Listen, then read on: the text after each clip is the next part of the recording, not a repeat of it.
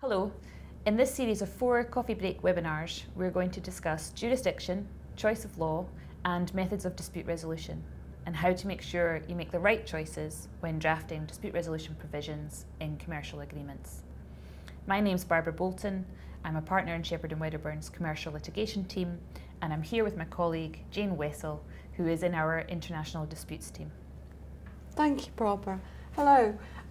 We've often discussed how important it can be to make sure that every commercial agreement includes a well thought out dispute resolution clause. This is something that's frequently overlooked once the commercial terms have been agreed, because everyone assumes that the deal will work out without any problems. The trouble is, when it does go wrong, the lack of a well thought through dispute resolution clause can cause real differences in how easily and efficiently the dispute can be resolved. That's right, it can be a real issue. If the dispute resolution provision in the agreement hasn't been thought through carefully, the dispute resolution process can take far longer than it should, and probably more importantly, it can cost considerably more than is necessary. Nobody wants that. After all, the companies involved in the dispute probably both want to resolve it quickly, and they want certainty going forward, and they will want the costs to be relatively low if possible. They also want to preserve their commercial relationship, but if the parties failed to think through the dispute resolution provision carefully before the dispute arose, then it's very unlikely that they're going to be able to agree on how to resolve the dispute once the dispute actually arises. And Jane, I think you have a very good example of that. I do indeed. I acted for an English PLC a number of years ago, which is a great example of those problems. The case was a joint venture between my client, an English company, and an Indian company, which was going to be providing a range of local services to assist my client in its goal of putting up a power plant in a region of India. The whole project fell through because they couldn't obtain the financing to build the plant, and the Indian company blamed my client, the English company, for the failure of the project and brought a claim for millions of dollars. And what kind of dispute resolution provision did they have? That was the crux of the problem. The trouble was that the commercial agreement, I think, had been negotiated with between the business people without any reference to the lawyers. And the agreement they'd reached was very simple: Indian law, arbitration in India before 3 Indian Supreme Court judges. So for my client, the English company, the cards were stacked against it from the start. The big problem was that it was incredibly easy for the Indian joint venture party to bring the claim, because it was bringing it at home under its own laws, and it knew it had the home court advantage. In the end, my client successfully defended the claim, which really lacked much merit, but it took nearly 2 years. It cost my client a lot of money, and although we obtained a costs award in favour of my client, that was never enforced because it would have been prohibitively expensive to do so. I think that's a very good example. And if the parties had agreed a different dispute resolution clause, so for example, if they'd agreed arbitration in Geneva, then it could have been a very different story. In fact, it may be that there would have been no arbitration at all, given that the claim was really spurious, and given the cost to the Indian company of pursuing arbitration in Geneva as compared to raising proceedings in its home country. Or if the agreement had provided for a different substantive law than Indian law, then the claimant may have been, again, less likely to pursue the claim because of the additional time and cost involved in pleading and proving the law of another jurisdiction.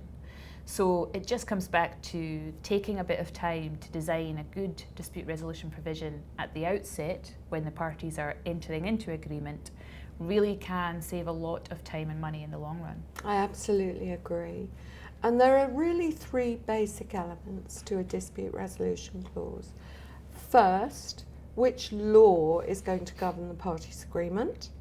Second, where will the dispute be resolved? And third, what method of dispute resolution are you going to use. And in this session, we're going to start by discussing the choice of applicable law. So this is particularly important in international commercial agreements, where it might not be immediately apparent which substantive law the parties intend to govern their agreement. In an international context, many different laws might apply to different issues. So for example, the law of each party's domicile is going to apply to their capacity to enter into the contract, and also to the legality of the obligations under the contract, including, for example, issues related to political trade sanctions and criminal conduct. The law of the country where any real estate that is covered by the agreement is going to govern agreements about that property. And the law of the forum of any litigation or arbitration is going to govern the procedure. But most importantly is the law governing the parties' substantive agreement. And generally that's a matter for agreement between the parties. The starting point there is that it's really a matter of choice. The parties are free to choose any law, regardless of whether that law has any connection to the substance of the agreement or to the parties themselves. That's right. So the first question the parties need to think through in connection with their dispute resolution provision is which governing law will apply to their obligations. That may be obvious and something that will not be a matter of controversy between the parties. But even if that is the case, their choice should be very clearly stated in the written agreement to ensure that there can't be any doubt about this later on. Doesn't take too much, just enough to state the choice and to state it clearly. This agreement shall be governed by the laws of England and Wales, or Scotland, or New York, or Singapore, or wherever. Yes, so if possible, the choice of law provision should be as simple as that. And the guidance really is state it simply and state it accurately. So parties should bear in mind, for example, that in federal systems such as the United States, contract law is usually a matter for each individual state rather than being a matter of federal law. So you shouldn't say the laws of the United States of America. You should specify which particular state within America you want, the law you want to govern your contract. So what happens if the parties don't agree on a choice of law? Well, if a contract between parties from different countries doesn't include a choice of law provision, the danger is that if a dispute arises, the court or arbitration tribunal deciding the case will first have to reach a determination on which is the applicable law. That can be a very complex process involving a detailed choice of law analysis, considering each one of the factors that connect the agreement to different countries. Now, within Europe, the choice of law analysis is governed by the Rome I regulation, which includes the general principle of freedom to choose the applicable law, as we've discussed, and sets out the rules that courts within Europe will apply to decide the applicable law if none has been chosen. There's always a risk that the court or arbitration tribunal will reach a conclusion that suits one of the parties and doesn't suit the other, hence the importance of the parties making a choice and stating it clearly in their written agreement at the outset. So that's very sound advice.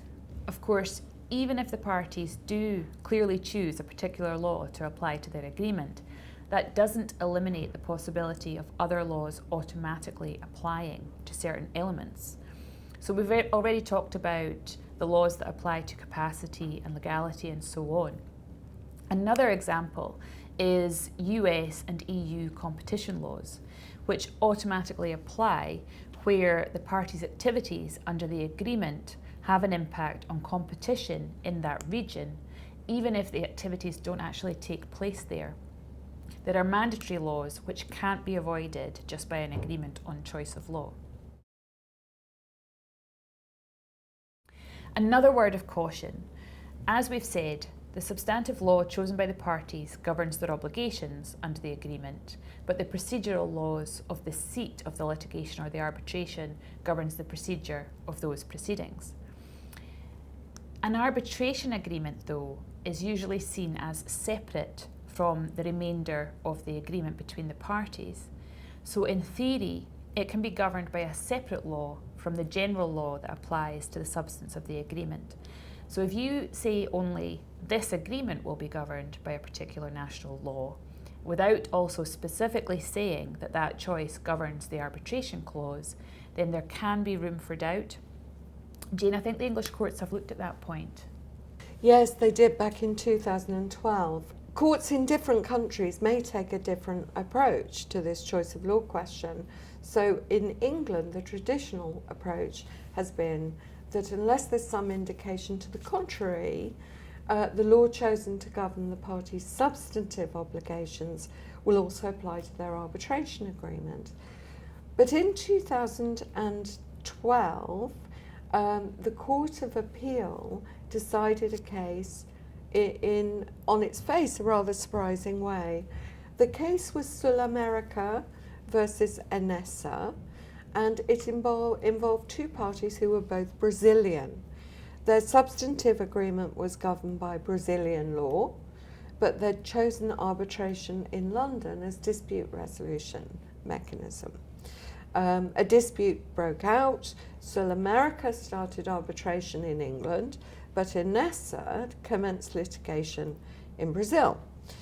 So Sul-America brought court proceedings in England seeking an anti-suit injunction to prevent the Brazilian proceedings from going ahead on the basis of the arbitration agreement. Now, the trouble here was under Brazilian law, their arbitration agreement would have been null and void. So the English Court of Appeal decided that whilst recognising the general rule that the substantive law chosen would also govern the agreement for dispute resolution, here, since Brazilian law would wipe out the agreement to arbitrate, the English court would support their agreement to arbitrate by finding that that choice was governed by English law, the law of the forum. So in that particular case, the court decided that different laws governed the substantive obligations and the dispute resolution mechanism. I think that's also a very good illustration of the very pro-arbitration approach taken by the English courts, and actually by many courts around the world. It also shows how important it is to make a clear choice. So you might say, for example, this agreement, including the dispute resolution provision in clause X, shall be governed by the laws of country Y.